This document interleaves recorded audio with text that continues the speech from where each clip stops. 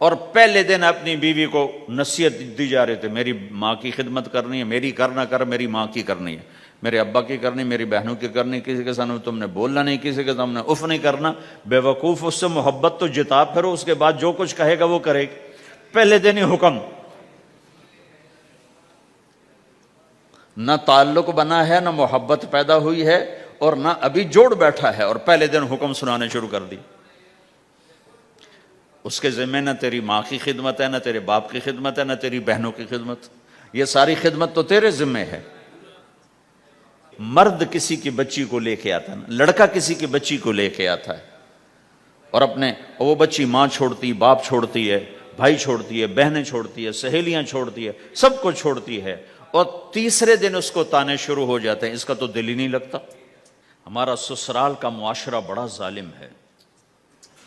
لاکھوں میں کوئی ایک گھر بچا ہوا تو الگ بات ہے، ورنہ میں تو دنیا پھری ہے، کیا دنیا دار کیا دین دار، سب ظلم ہی ظلم ہے۔ اتنی نیک عورتیں تہجد گزار مصلی سے اٹھتی نہیں، تسبیح ہاتھ میں ہے، لیکن جب وہ ساس بنتی ہیں تو ایسا ظلم ان کے اندر سے نکلتا ہے کہ کانپ اٹھتے ہیں در و دیوار۔ جب عورت ماں ہوتی ہے تو اس کے روئیں روئیں سے محبت کے چشمے پھوٹتے ہیں، وہی عورت جب ساس بنتی ہے تو ایک دم ظلم کی تصویر بن جاتی، اسے اپنی بہو میں کوئی خوبی نظر ہی نہیں آتی، عیب ہی عیب نظر آتے ہیں، اپنے بیٹے کو بھڑکاتی رہتی، یہ کرتی ہے، یہ کرتی ہے، اور ویسے بے وقوف ہیں، کوئی ماں کی وجہ سے بیویوں کو تباہ کر دیتے ہیں، کوئی بیویوں کی وجہ سے ماؤں کو تباہ کر دیتے ہیں، یہ دونوں ظلم ہیں۔ ماں کی وجہ سے بیوی پہ زیادتی نہ کرو، بیوی کی وجہ سے ماں پہ زیادتی نہ کرو، بیوی کا اپنا مقام ہے، ماں باپ کا اپنا مقام ہے، بہنوں کا اپنا مقام ہے۔ 100% شکایات جھوٹی ہوتی ہیں، سب جھوٹ ہوتا ہے۔ اس لیے میرے رب نے دستور بتایا، ان جاءکم فاسق بنبأ فتبینوا، جب کسی کی خبر سنو، کوئی کمی کوتاہی سنو، اول تو سنو نہیں، اگر سننی پڑ جائے تو تحقیق کر لو، تحقیق کر لو۔ قاضی ایاس کے پاس آئے، ایک شخص آیا روتا ہوا، ہائے مر گیا، ہائے مر گیا، تو ان کے ساتھ ایک آدمی بیٹھے تھے، کہنے لگے حضرت اس کا قضیہ جلدی سے سن لیں، بیچارہ بڑا مظلوم لگتا ہے۔ کہنے لگے چپ کر، یوسف علیہ السلام کے بھائی بھی رات کو روتے ہوئے باپ کے پاس آئے تھے، ہر رونے والا مظلوم نہیں ہوتا، ہر رونے والا مظلوم نہیں ہوتا۔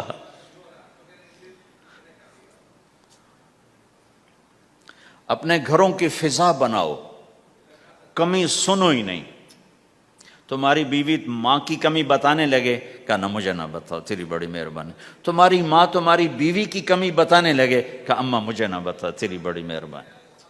گھر کی فضا ایسی بناؤ کہ کسی کی کمی کا تذکرہ نہ ہو، تو اللہ کی قسم تمہارا گھر جنت کا نمونہ بن جائے گا۔ یہ معاشرت کا دین بتا رہا ہوں، معاشرت کا دین۔ اپنی بیوی کی خوبیوں کی تعریف کرو، کمیوں پہ پردہ ڈالو۔ بیویوں کے ذمہ ہے خامد کی خوبیوں کی تعریف کریں، انسان حوصلہ افزائی کا محتاج ہوتا ہے۔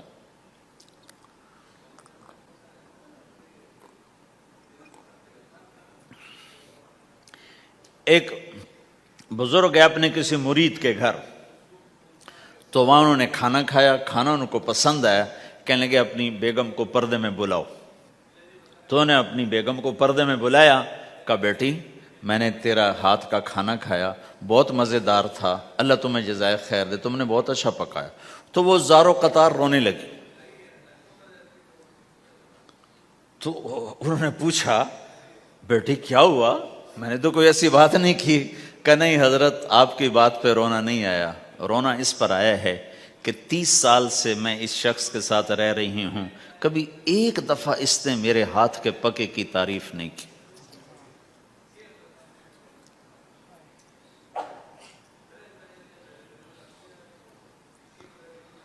آپ گھر میں تشریف لائے، آپ نے پوچھا کوئی کھانے کو کچھ ہے، ام سلمہ رضی اللہ عنہ کا گھر، کہا یا رسول اللہ آج تو کچھ نہیں، سرکہ ہے، کہا واہ واہ واہ واہ نعم الادام الخل، سرکہ تو بہت اچھا سالن ہے۔ سبحان اللہ، کیسے دلجوئی فرمائی اپنی بیگم کی، سرکہ تو بہت اچھا سالن ہے، یا تو نے نمک کم ڈال دیا، تو نے مرچی زیادہ کر دی۔